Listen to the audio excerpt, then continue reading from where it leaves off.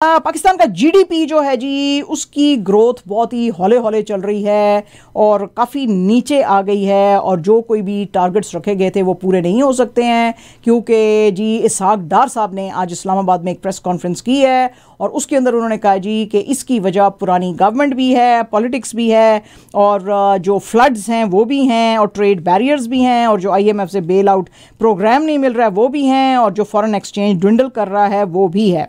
आज ये Pakistan economic survey 2022-23 जो था वो रिवील कर रहे थे क्योंकि आपको पता ही है कि अब इन्होंने बजट भी लेकर आना है सामने, तो उस पे वो बात कर रहे थे। उन्होंने कहा जी 2013 में जब हम आए तो इकोनॉमी टैटर्स में थी लेकिन फिर भी हमने उस सब के ऊपर काबू पा के और हमने जो है अपनी इकोनॉमी को बहुत तरक्की दी थी और उस वक्त हम जो है 3 E's के ऊपर कॉन्सेप्ट के ऊपर काम कर रहे थे और उसमें पाकिस्तान ने बड़ी जो है वो तरक्की की थी जिसमें कि एक्सपोर्ट्स, इक्विटी और एम्पावरमेंट था। अभी हम 5 E's के ऊपर काम कर रहे हैं, export, equity, empowerment, environment and energy. और वो कहते हैं जी कि ये अब हमारा रोड मैप रहेगा नेक्स्ट ईयर के लिए। हम बेस्ट कर रहे हैं अपना to handle the economic situation और हमने अब इसके अंदर इंफॉर्मेशन टेक्नोलॉजी और जो है वो भी ऐड की है और हमें लगता है कि इसके अंदर बहुत ज़्यादा ग्रोथ है और हम चाहते हैं कि ये मैक्रो इकोनॉमिक स्टेबिलिटी मुल्क के अंदर आ जाए।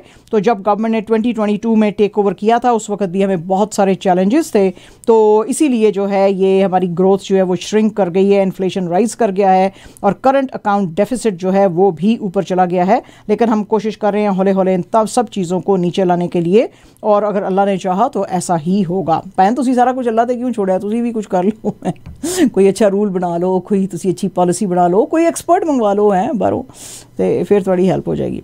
अच्छा जनाब, ये जो मीटिंग हुई थी कल इमरान खान साहब और शाह महमूद कुरैशी साहब के बीच में, ये अब अंदर के सोर्सेज ने बताया कि ये it did not go very well. काफ़ी बिटरनेस जो है ये लाहौर में जो मीटिंग हुई उसमें थी क्योंकि कुरैशी साहब जो है वो जैसे ही जेल से बाहर आए वो फ़ौरन ज़मान पड़ गए थे इमरान खान साहब से मिलने के लिए, लेकिन बगैर मीडिया से बात किए हुए वो कराची चले गए। इनकी जो बातचीत जो सामने आई है, जो एक सोर्स ने बताई है, वो कहते हैं जी कि इन्होंने खान साहब को एडवाइज़ किया है कुरैशी साहब ने कि आप अभी रिट्रीट करें, आप या तो बाहर चले जाएं या फिर आप खामोशी इख्तियार कर लें अगर आपको मुल्क के अंदर ही रहना है। Let the issue settle down excuse me, और चीज़ें लोगों को जरा पार्डन कर दें, आप उनको माफ़ी यानी कि दे दें और जैसे ही ठीक होएंगी, ये मुश्किल वक्त है, ये जब गुजर जाएगा तो हमको बड़ा वाइजली जो है डिसीजंस बनाने की ज़रूरत है।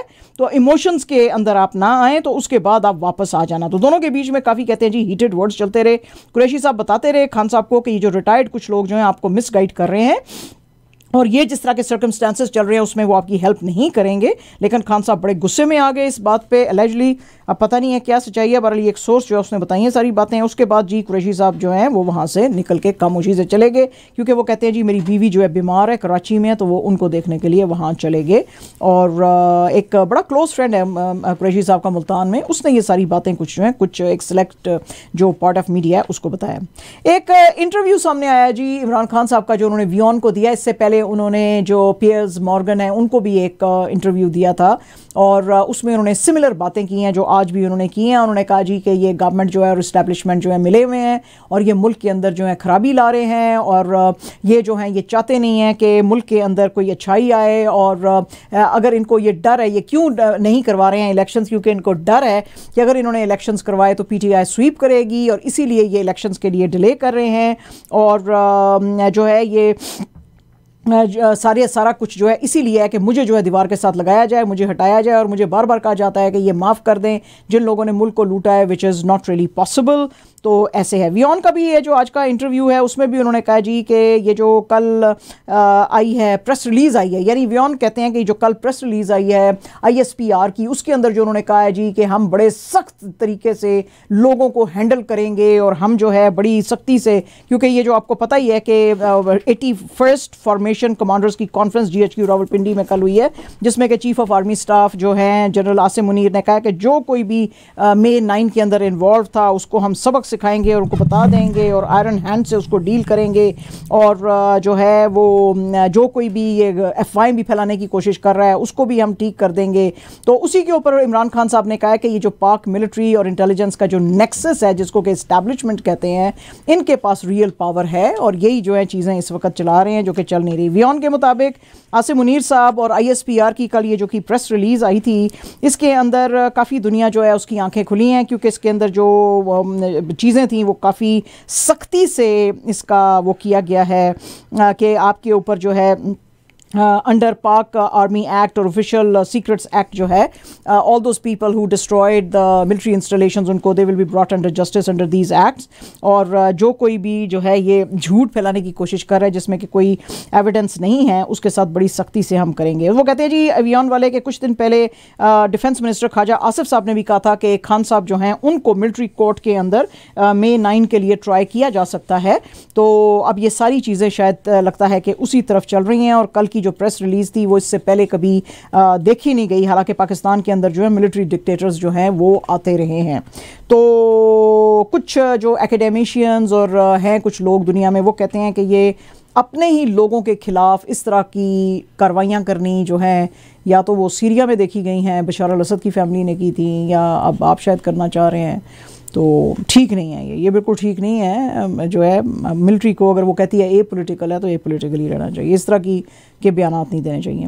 PMLN की लॉ मेकर जो हिना परवेज़ भट्ट है, जिसका के भी जिक्र फयाज भाई भी कर रहे थे, उन्होंने, और जो PMLN के अता तारड़ साहब हैं, उन्होंने कहा है जी कि बड़ी रिगिंग हुई है यहाँ पे जम्मू एंड कश्मीर में, क्योंकि ये जो सीट खाली हो गई थी जम्मू और कश्मीर के प्राइम मिनिस्टर तनवीर इलियास, जिनको कि डिसक्वालीफाई कर दिया गया था उसके ऊपर, तो PPP के ज़िया कमर जो हैं उनके बारे में कहा जा रहा है कि शायद वो जीत गए हैं। हिना परवेज़ का कहना है कि रेंजर्स भी खड़े हुए थे और पुलिस वाले भी थे, लेकिन वो कुछ भी नहीं कर रहे थे, इन लोगों ने रिगिंग की है। ये जो है PPP वाले, इन्होंने पूरे पूरे डब्बे उठाए हैं, उसके ऊपर जो इनका जो निशान था उसके ऊपर उन्होंने ठप्पे लगाए हैं, और ये हर जगह रिगिंग करते हैं। और अब तो PPP they have been caught red handed while rigging in Kashmir, क्योंकि इन्होंने अपने ट्विटर के ऊपर 2 जो है वीडियोस डाल दी हैं अब, जिसके के अंदर वो आपस में बात कर रहे हैं कि चक्को जी डब्बे ते लाओ इतने ठप्पा ते ये कर दो। वो उसने वीडियोस जो है वो शेयर कर दी हैं, और उन्होंने कहा है जी अच्छा, इससे पहले जो इन्होंने बात की और फिर उसके बाद दूसरे जो इनके साथी हैं तारड़ ने भी, उन्होंने कहा इन्होंने बेईमानी तो बड़ी की है, लेकिन हो सकता है अगर अल्लाह की रज़ा रही तो हम ही जीतेंगे। लेकिन ये जो आज़ाद कश्मीर बाग 2 का एरिया है, इसमें ऑलरेडी जो PPP के ज़िया कमर साहब हैं उनके साथी कह रहे हैं कि वो जीत गए हैं, हालांकि अभी तक जो है ऑफिशियली रिजल्ट्स रिलीज भी नहीं हुए हैं।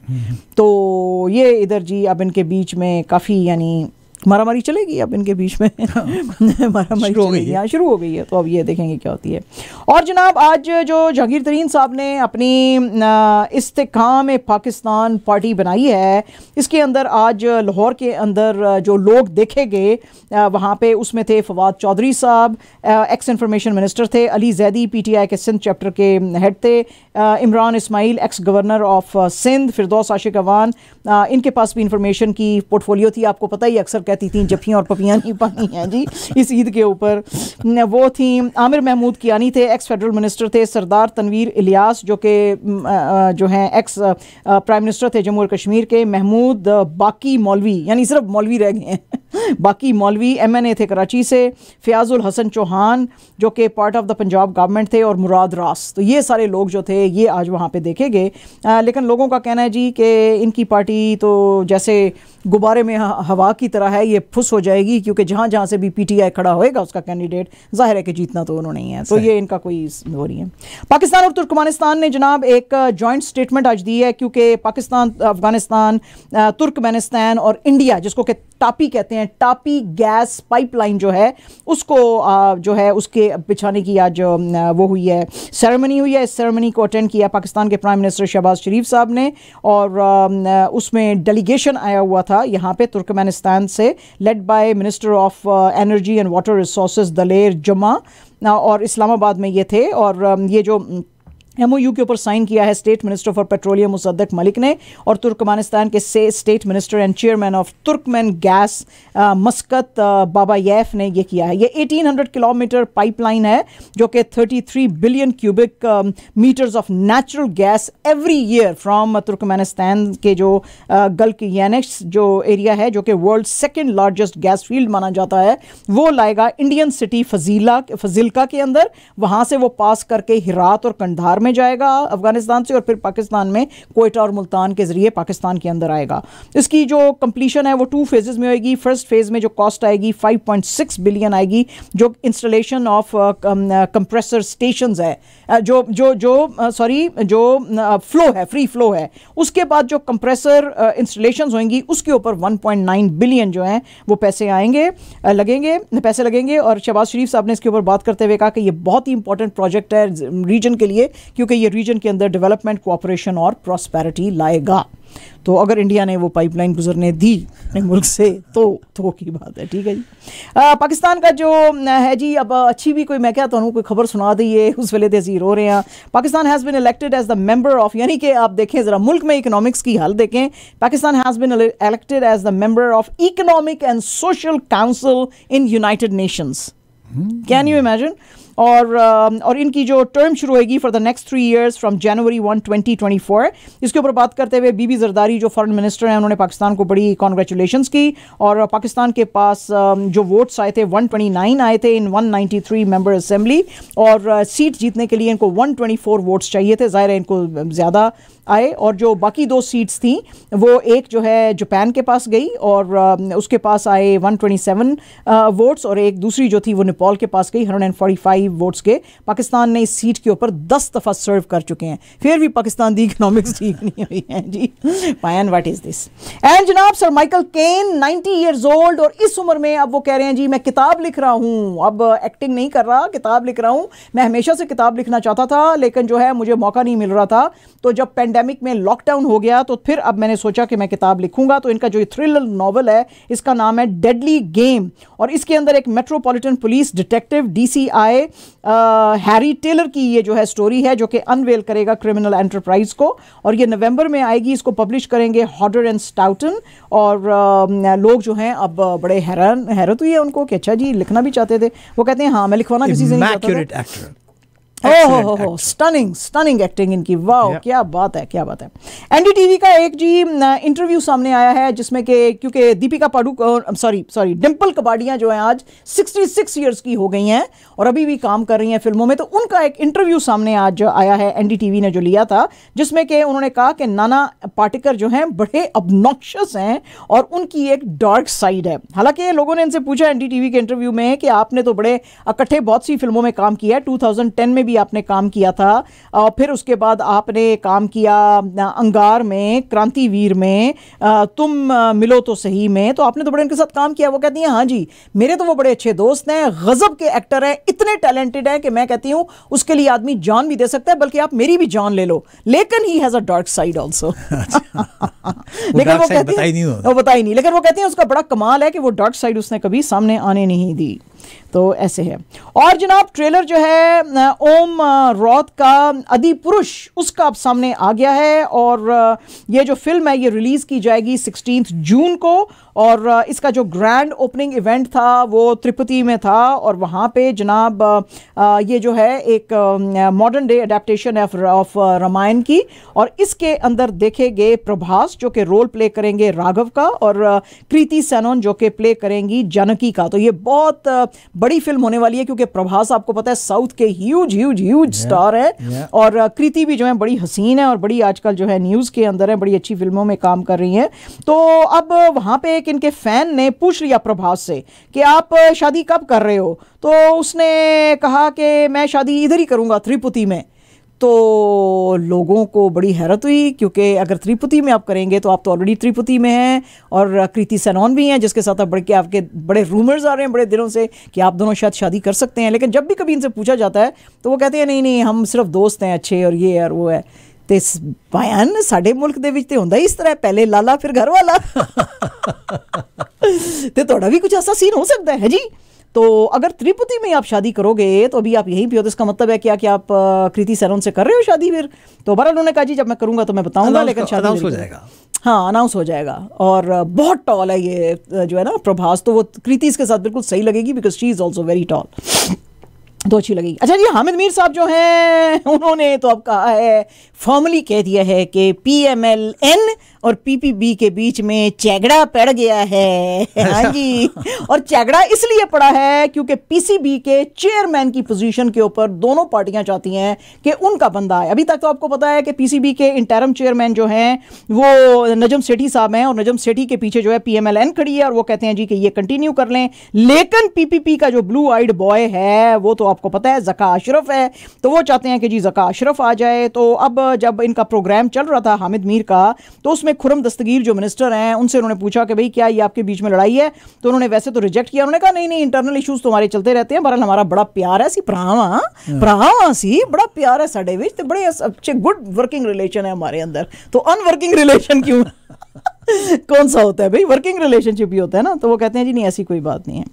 और जनाब जो श्रीलंका है उसने जनाब ODI सीरीज जीत ली है अफगानिस्तान से 2-1 से, और बड़ी ज़बरदस्त इसके अंदर जो हैं वो फायरवर्क्स देखने को मिली। पहला जो टेस्ट ODI था वो जीत लिया था अफगानिस्तान ने 6 विकेट से, लेकिन उसके बाद दे बाउंस्ड बैक श्रीलंका। उन्होंने सेकंड जो ODI था वो 132 रन से जीता, और आज तो उन्होंने अभी जो है सिर्फ उनका एक लड़का जो था वो आउट हुआ था, क्योंकि उन्होंने आउट कर दिया था अफगानिस्तान को 116 पे, उनका टारगेट था 117 और उन्होंने 120 बनाए थे, और अभी 34 ओवर्स रहते थे, तो उसके अंदर उन्होंने कर लिया। इसके अंदर जो हसरंगा था उसने 3 for 7 यानी कि 3 विकेट्स ली 7 रन्स देके।